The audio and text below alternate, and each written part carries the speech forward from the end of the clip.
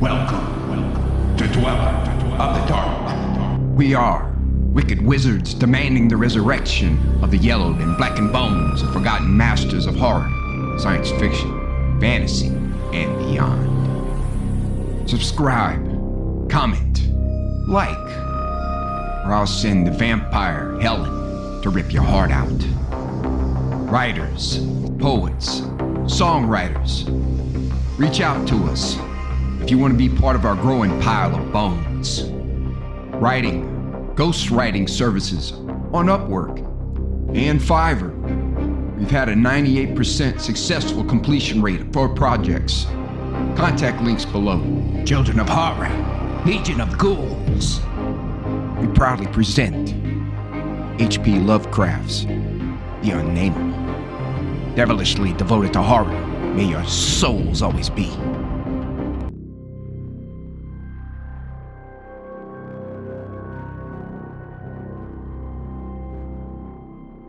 The Unnamable by H.P. Lovecraft.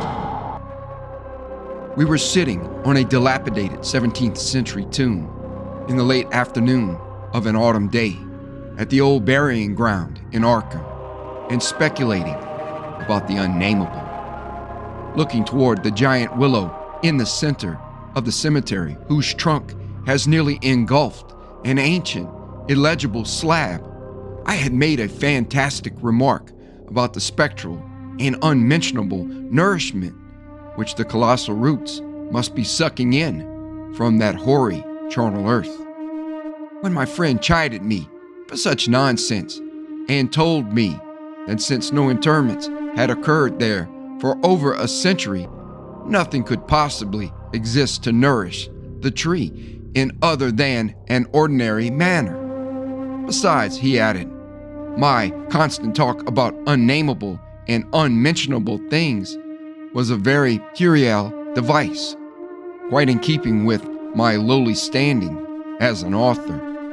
I was too fond of ending my stories with sights or sounds, which paralyzed my heroes' faculties and left them without courage, words, or associations to tell what they had experienced. We know things, he said, only through our five senses, or our religious intuitions. Wherefore it is quite impossible to refer to any object or spectacle which cannot be clearly depicted by the solid definitions of fact or the correct doctrines of theology, preferably those of the Congregationalist, with whatever modifications tradition and Sir Arthur Conan Doyle may supply. With his friend Joel Manton, I had often languidly disputed. He was principal of the East High School, born and bred in Boston, and sharing New England's self-satisfied deafness to the delicate overtones of life. It was his view that only our normal, objective experiences possess any aesthetic significance, and that it is the province of the artist not so much to rouse strong emotion by action, ecstasy, and astonishment, as to maintain a placid interest and appreciation by accurate, detailed transcripts of everyday affairs. Especially did he object to my preoccupation with the mystical and the unexplained. For although believing in the supernatural much more fully than I, he would not admit that it is sufficiently commonplace for literary treatment, that a mind can find its greatest pleasure in escapes from the daily treadmill and in original and dramatic recombinations of images usually thrown by habit and fatigue into the hackneyed patterns of actual existence, was something virtually incredible to his clear, practical, and logical intellect. With him, all things and feelings had fixed dimensions, properties, causes, and effects.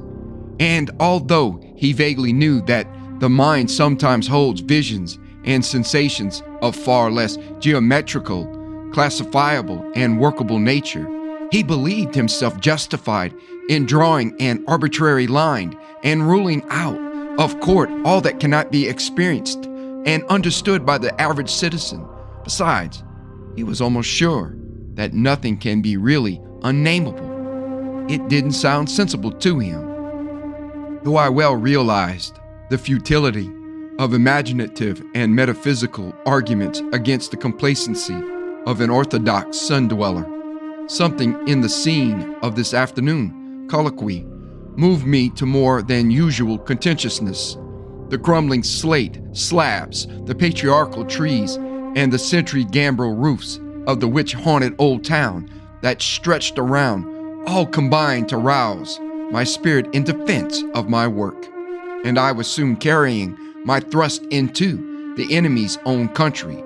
It was not, indeed, difficult to begin a counterattack, for I knew that Joel Manton actually half clung to many old wives' superstitions, which sophisticated people had long outgrown, beliefs in the appearance of dying persons at distant places, and in the impressions left by old faces on the windows through which they have gazed all their lives. To credit these whisperings of rural grandmothers, I now insisted, argued of faith in the existence of spectral substances on the earth apart from and subsequent to their material counterparts. It argued a capability of believing in phenomena beyond all normal notions, for if a dead man can transmit his visible or tangible image half across the world or down the stretch of the centuries, how can it be absurd to suppose that deserted houses are full of queer sentient things, or that old graveyards teem with the terrible unbodied intelligence of generations? And since spirit, in order to cause all the manifestations attributed to it, cannot be limited by any of the laws of matter, why is it extravagant to imagine psychically living dead things in shapes or absences of shapes, which must for human spectators be utterly and appallingly unnamable? Common sense? In reflecting on these subjects, I assured my friend with some warmth, is merely a stupid absence of imagination and mental flexibility.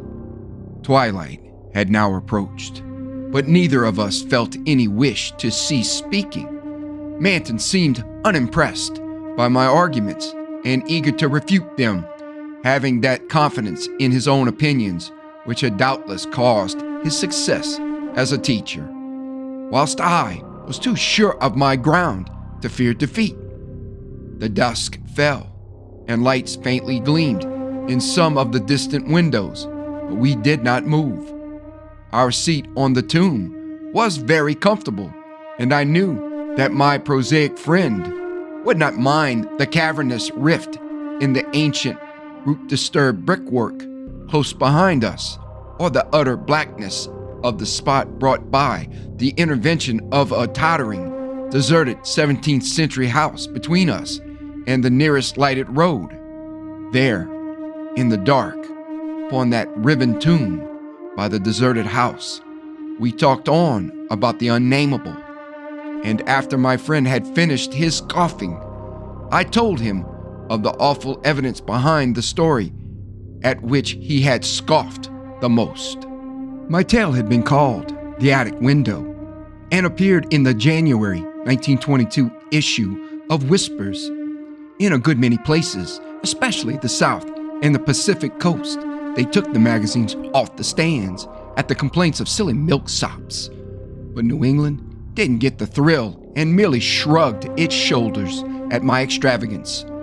The thing, it was averred, was biologically impossible to start with, merely another of those crazy country mutterings which Cotton Mather had been gullible enough to dump into his chaotic Magnalia Christi Americana, and so poorly authenticated that even he had not ventured to name the locality where the horror occurred. And as to the way I amplified the bare jotting of the old mystic, that was quite impossible and characteristic of a flighty and notional scribbler. Mather had indeed told of the thing as being born But nobody but a cheap sensationalist would think of having it grow up, look into people's windows at night, and be hidden in the attic of a house, in flesh and in spirit, till someone saw it at the window centuries later and couldn't describe what it was that turned his hair gray. All this was flagrant trashiness, and my friend Manton was not slow to insist on that fact. Then I told him what I had found in an old diary kept between 1706 and 1723, unearthed among family papers not a mile from where we were sitting. That, and the certain reality of the scars on my ancestors' chest and back, which the diary described. I told him, too, of the fears of others in that region, and how they were whispered down for generations, and how no mythical madness came to the boy who in 1793 entered an abandoned house to examine certain traces suspected to be there. It had been an eldritch thing. No wonder sensitive students shudder at the Puritan age in Massachusetts. So little is known of what went on beneath the surface. So little, yet such a ghastly festering as it bubbles up putrescently in occasional ghoulish glimpses. The witchcraft terror is a horrible ray of light on what was stewing in men's crushed brains. But even that is a trifle. There was no beauty, no freedom. We can see that from the architectural and household remains, and the poisonous sermons of the cramped divines. And inside that rusted iron straitjacket lurked gibbering hideousness, perversion, and diabolism. Here truly was the apotheosis of the unnamable. Cotton Mather, in that demoniac 6th book, which no one should read after dark, minced no words as he flung forth his anathema, stern as a Jewish prophet and laconically unamazed as none since his day could be. He told of the beast that had brought forth what was more than beast, but less than man, the thing with the blemished eye, and of the screaming, drunken wretch that they hanged for having such an eye. This much he baldly told, yet without a hint of what came after.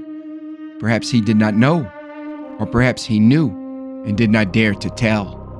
Others knew, but did not dare to tell. There is no public hint of why they whispered about the lock on the door to the attic stairs in the house of a childless, broken, embittered old man who had put up a blank slate slab by an avoided grave, although one may trace enough evasive legends to curdle the thinnest blood. It is all in that ancestral diary I found, all the hushed innuendos and furtive tales of things with a blemished eye seen at windows in the night or in deserted meadows near the woods. Something had caught my ancestor on a dark valley road, leaving him with marks of horns on his chest and of ape-like claws on his back.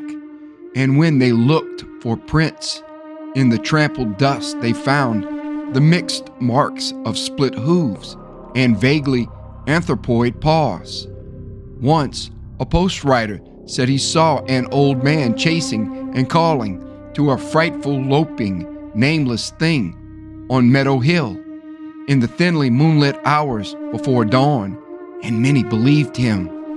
Certainly, there was strange talk one night in 1710 when the childless, broken old man was buried in the crypt behind his own house in sight of the blank slate slab. They never unlocked that attic door, but left the whole house as it was, dreaded and deserted. When noises came from it, they whispered and shivered and hoped that the lock on that attic door was strong. Then they stopped hoping when the horror occurred at the parsonage, leaving not a soul alive or in one piece. With the years, the legends take on a spectral character. I suppose the thing, if it was a living thing, must have died. The memory had lingered hideously, all the more hideous because it was so secret. During this narration, my friend Manton had become very silent, and I saw that my words had impressed him. He did not laugh as I paused, but asked quite seriously about the boy who went mad in 1793, and who had presumably been the hero of my fiction. I told him why the boy had gone to that shunned, deserted house, and remarked that he ought to be interested, since he believed that windows retained latent images of those who had sat at them. The boy had gone to look at the windows of that horrible attic because of tales of things seen behind them, and had come back screaming maniacally. Manton remained thoughtful as I said this, but gradually reverted to his analytical mood. He granted, for the sake of argument, that some unnatural monster had really existed, but reminded me that even the most morbid perversion of nature need not be unnamable or scientifically indescribable. I admired his clearness and persistence, and added some further revelations I had collected among the old people. Those later spectral legends I made plain related to monstrous apparitions more frightful than anything organic could be. Apparitions of gigantic bestial forms, sometimes visible and sometimes only tangible, which floated about on moonless nights and haunted the old house, the crypt behind it, and the grave where a sapling had sprouted besides an illegible slab. Whether or not such apparitions had ever gored or smothered people to death, as told in uncorroborated traditions, they had produced a strong and consistent impression, and were yet darkly feared by very aged natives, though largely forgotten by the last 2 generations, perhaps dying for lack of being thought about. Moreover, so far as aesthetic theory was involved, if the psychic emanations of human creatures be grotesque distortions, what coherent representation could express or portray so gibbous and infamous a nebulosity as the specter of a malign, chaotic perversion, itself a morbid blasphemy against nature, molded by the dead brain of a hybrid nightmare? Would not such a vaporous terror constitute, in all loathsome truth, the exquisitely, the shriekingly unnamable? The hour must now have grown very late. A singularly noiseless bat brushed by me, and I believe it touched Manton also, for although I could not see him, I felt him raise his arm. Presently he spoke.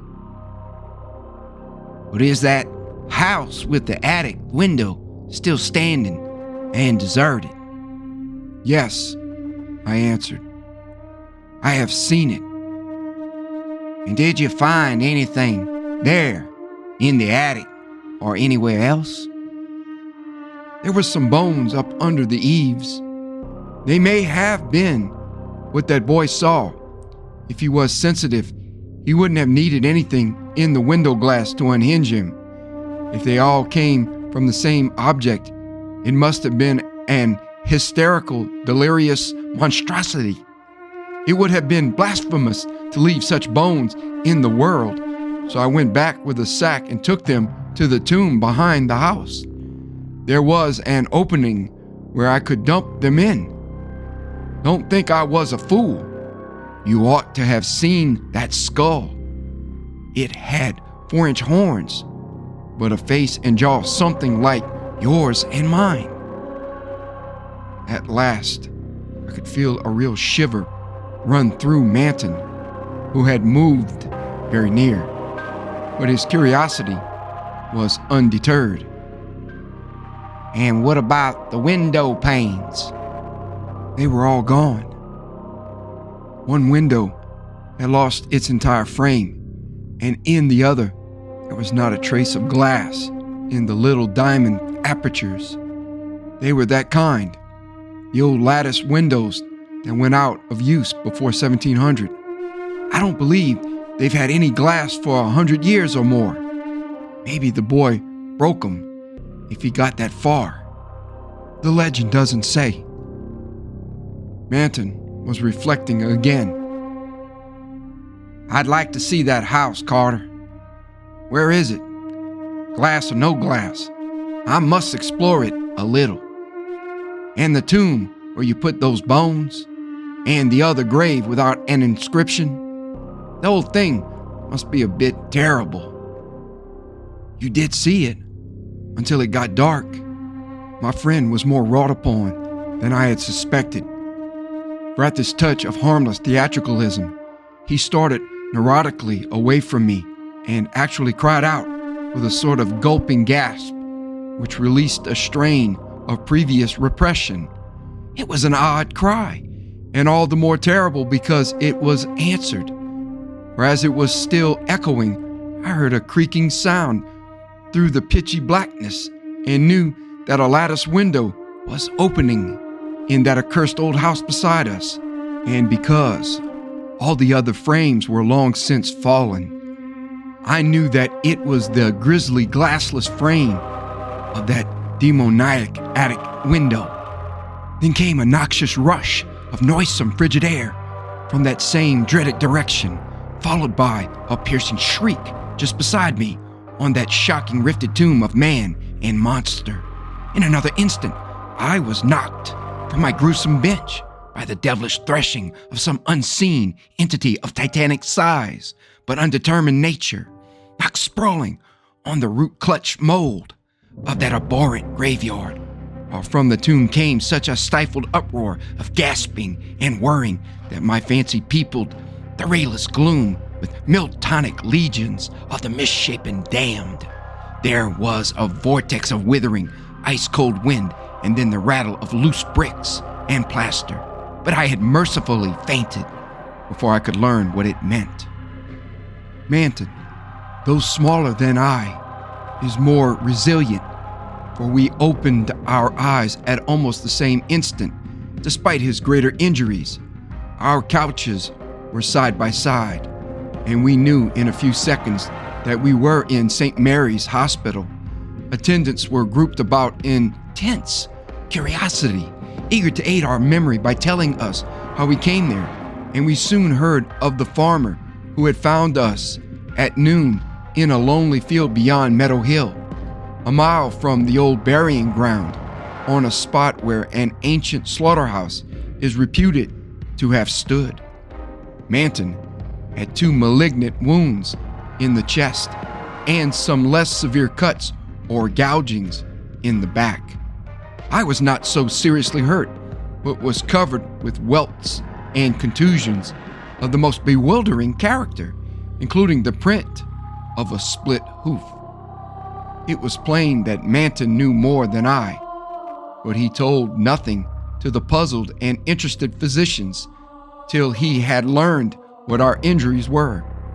Then he said we were the victims of a vicious bull, though the animal was a difficult thing to place and account for. After the doctors and nurses had left, I whispered an awestruck question. Good God, Manton, but what was it? Those scars? Was it like that?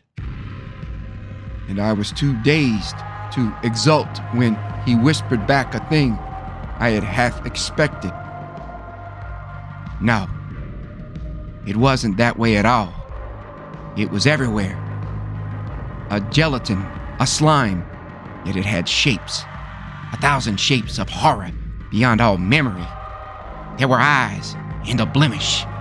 It was the pit, the maelstrom, the ultimate abomination. Carter, it was the Unnamable.